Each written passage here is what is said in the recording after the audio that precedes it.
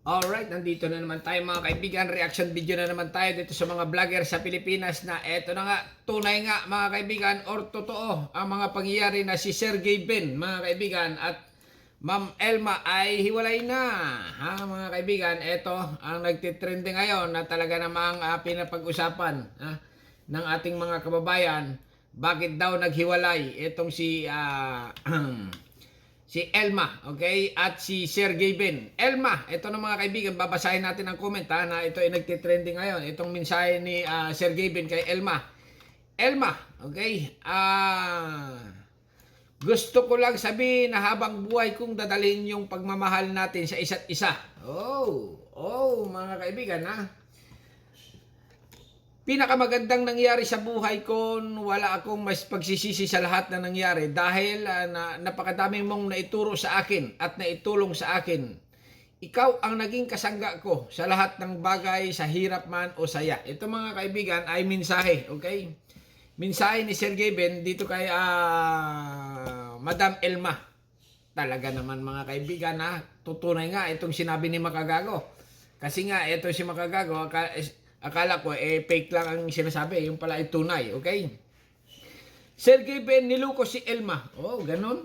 Ganon. Ito mga kaibigan, panoorin natin si Makagago. Talagang tunay pala nga ang kanyang chismis. Mga kahombre ko dyan, Makagago, what's up? Na naman niya pala to. At syempre, mga kahombre ko, alam nyo na, today is the day kung saan ating pong tatalakayin ang isa na naman sa napakatindihong issue ni Sergey Ben, mga kahombre ko. Naku, pang ilang content na natin to, mga kahombre ko, kay Sergey Ben. At ayon, Ayon sa mga kupal na marites. sa mga kupal na intelektual sa internet. Alam ko naman na namisyo to. Ito daw ay gatas.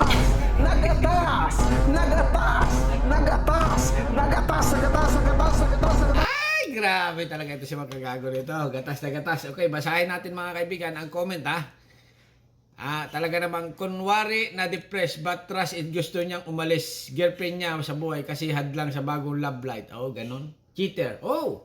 Ibig sabihin ito si Sergey Ben ay may bagong chicks. Okay? Ganon. Medyo tayo mga kaibigan, basahin pa natin. May bagong chicks nga siguro talaga ito. Pinaghihirapan mo sa kung gaano ka kasipag at kabuting tao, lahat ay mayroon ka ngayon, ay pinaghirapan mo. Saksi ako na maaga kang nagising at umuga ka rin matapos magtrabaho sa kung paano mo inahon yung sarili mo, okay? At pamilya mo sa hirap, kung mayroon man akong ambag na itulong sa tagumpay mo, siguro yun lang ang suporta ko sa iyo, okay? Ito mga kaibigan ay talaga namang pinapag-usapan. Basahin natin ang comment dito. Ito ang comment. Makikita mo ang halaga ni Elma kapag may ibang taong dumating sa buhay niya ay mas aalagaan at pahalagaan siya. Ganon. Talaga naman mga kaibigan ang pag-ibig na tunay na inakala ng marami ay yung pala naman ay wala na. Okay? Ang pagmamahalan nilang or ang pangako nila sa isa't isa na sila ay ikakasal ay tila parang lumabas sa ilong. Na magsasama sila habang buhay ay lumabas sa ilong mga kaibigan. Okay? Talagang iisipin natin itong dalawa na ito ay very sweet nga ang kanilang pagmamahalan before. Pero ngayon ay wala na. Naglaho na parang bula. Ito pa Gusto ko rin pong humingi ng kapatawaran sa pamilya ko at lalo sa pamilya ni Elma dahil sa sakit na desisyon namin ito. Kasi alam namin na kung mahirap sa amin, mas mahirap sa kanila dahil pamilya na ang tingin namin sa isa't isa. Ganon. Ito mga kaibigan ay 7 years 7 years silang nagmahalan. May involved talaga dito. Cheater daw. Okay, may nakita siguro si Sir Gibi ng iba or magandang babae. Na in love. Yung lemeng. Okay, na in love mga kaibigan kaya ito pinalit kay Madam Elma. Teacher pa naman ito. Nag-resign na ito yata sa trabaho nung araw Kawawa. Continue lang tayo kay Makagago. Kaya naman si Makagago ay dumali ng gatas. Mga kahombre ko, bigyan niyo naman ako ng mga 300,000 views. Sige na! Hindi lang Bakit dumadali lagi ito si... ayan, Asking about Gavin and me. Ang daming speculations. We really tried our best to work things out. Yes, nakikita ninyo kaming masaya on cam, pero sa likod ng camera, we also have our own problems. And Ganon, ibig sabihin, sa harap lang ng camera, very sweet, very romantic. Mabuti pa ito si, ano to? Coco Martin at Julia Montes, kasal na nga ba? Sabi ni Ugi Diaz. Continue lang dito, struggles na kami lang ang nakakaalam. Nilaban po namin hanggang sa huli. Dito pa lang mga kahombre ko, parang break na talaga sila. No? Nilaban nila hanggang sa uli. Pero wala, hindi nagtagumpay, mga kaibigan, ang pagmamahala nila. Elma at Sir Gavin. Talaga naman. Para sa akin sa tingin ko. Kasi nasabi na ho ni Gavin to, napaunahan na niya. Na kumbaga, At saka guys, kung nasabi ko na, di ba, nag-post sila ng video, kung ba't sila nag-post ng video sila Allen, is para yun sa mental health awareness, sana. Kaso, ang nangyari ho, marami na nakarelate. Ang dami. Ang nangyari ho, dahil ho, ang mga vlog namin ay puro kalokohan, akala po nila, joke lang yun. Akala po Ay, nila hindi prank prank. yun. Hindi po prank yun, totoo po talaga nangyayari at nangyari po talaga sa akin yun. At ang isa pa, na baka ito na po yung huli naming beses na gagawin na mag-post kami ng aksidente o magsabi ng problema sa inyo kasi ang daming haka-haka, ang daming nadadamay. Lumalabas. Sabi niyo magpahinga kami. Sabi niyo magpahinga kami, tapos ang nangyari, nung nagpahinga kami, nung nawala ako, Nakahanap na. hiwalay na daw po kami guys, hindi po kami naghiwalay, okay? Hindi Ganon, hindi ka naghiwalay. Ay, ano mga ito comment na ito? po kami naghiwalay. ngunit mga kahombre ko, unang banat pa lang, personal agad. So, napakasakla po nito. Halatang halata mga kahombre ko na mukhang talagang nilakdawan niya ang desisyon ni Sir Gavin, mga kahombre ko. Anyway, I just want to clear Aray mo, Sir Gavin, aray mo. Bakit mo naman iniwan si Elma? Nako, Diyos mio, Marimar, Pulgoso. Kaya itong mga nagko-comment, magkailang kayang view ni Makagago dito?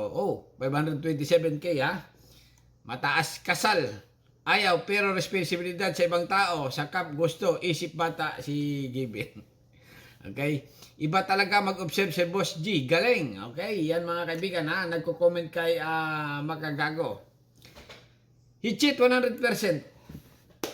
Kayo ba'y naniniwala na ganun? Cheat daw. Ay 100%. Okay?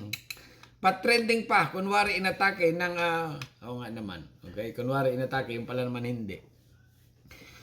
Content lang. Lumaki ulo, yumaman lang. Oh my gulay. Masama talaga ugali niya si Gavin, lalo na sa off-cams.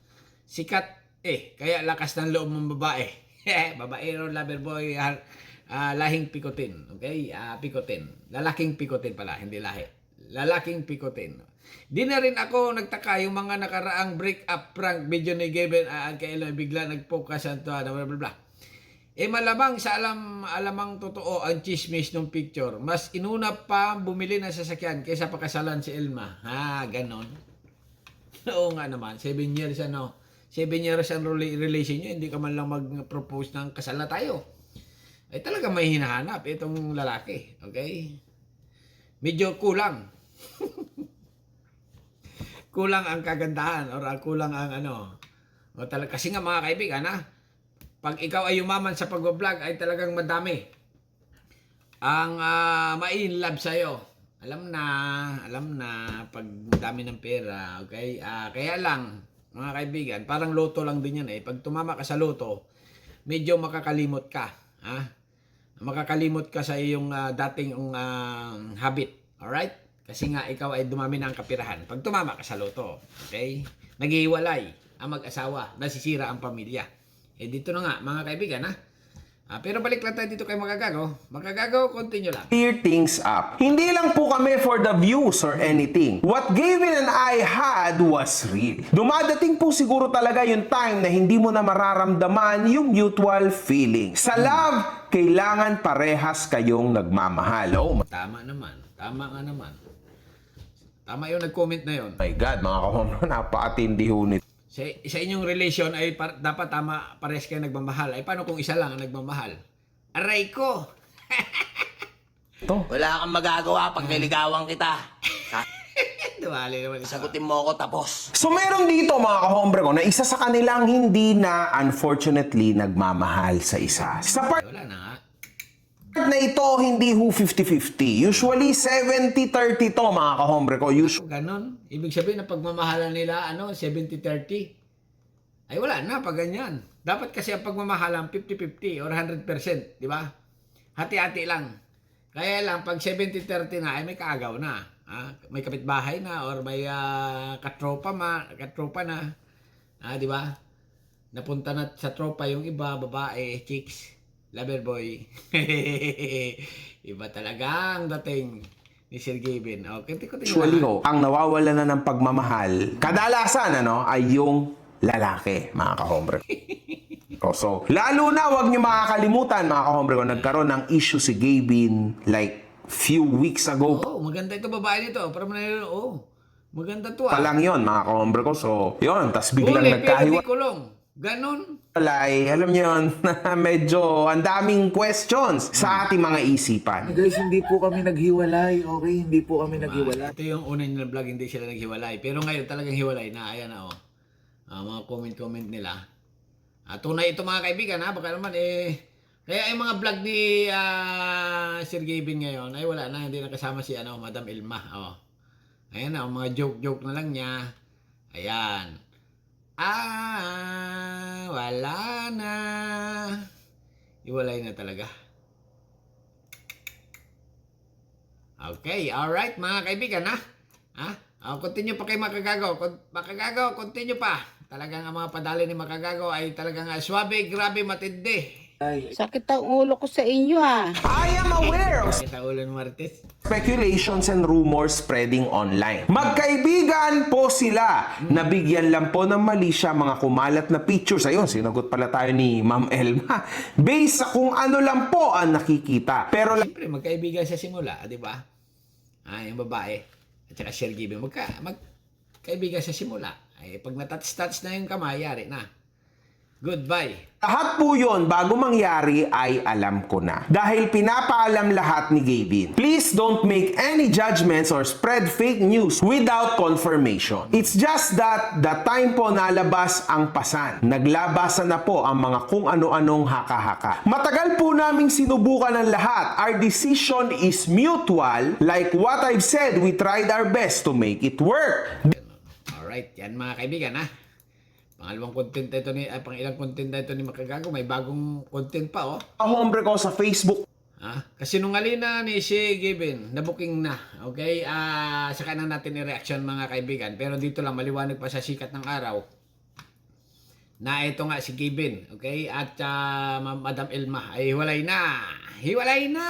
For real. Real na real. Okay, hanggang dito na lang. Subscribe my channel. Don't forget na masasabi niyo comment. Bye-bye. Thank you.